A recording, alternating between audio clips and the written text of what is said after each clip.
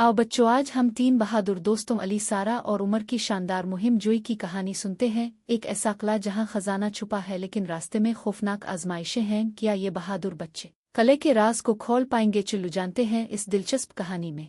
एक छोटे से गांव के करीब एक पुराना और वीरान किला खड़ा था। गांव के लोग इस किले से डरते थे और कहते थे कि यह किला जिन्नों, परियों और पुरानी रूहों से भरा हुआ है। किसी की हिम्मत नहीं होती थी कि वो इस किले के करीब जाए, लेकिन तीन बहादुर बच्चे अली, सारा और उमर इस किले के राज को जानने के लिए बेताब थे।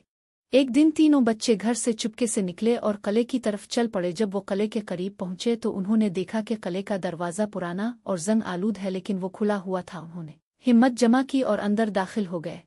किले के अंदर अंधेरा था और हवा में एक पुरस्रार सी सरगोशी थी। अचानक उन्होंने एक रोशनी देखी जो एक कमरे की तरफ जाती थी।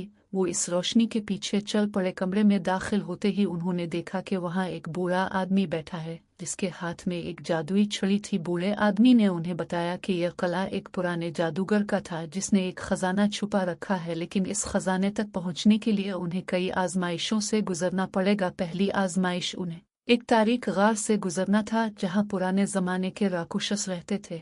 दूसरी आजमाइश उन्हें एक पहेली को हल करना था जो एक पुराने दरवाजे पर लिखी हुई थी। तीसरी आजमाइश उन्हें एक जादुई दरिया को पार करना था जिसमें मछलियां बोलती थीं। आखिरकार तीनों बच्चे तमाम आजमाइशों से कामयाबी से गुजर गए और खजाने तक पहुंच गए। खजाने में सोने के सिक्के, जवाहरात और एक जादुई किताब थी। बूढ़े आदमी ने उन्हें बताया कि यह खजाना सिर्फ उन लोगों के लिए ही जो बहादुर वज़ाउन हों। तीनों बच्चे खजाने को लेकर गांव वापस आए और गांव वालों को किले के राज की बारे में बताया। अब वो किला एक पुरस्कार जगह नहीं रहा था बल्कि एक ऐसी जगह बन गया था जहां हर कोई जा सकता था। तीनों बच्चे हीरो बन गए और उनकी ये मुहिम गांव की तारीख का हिस्सा बन गए।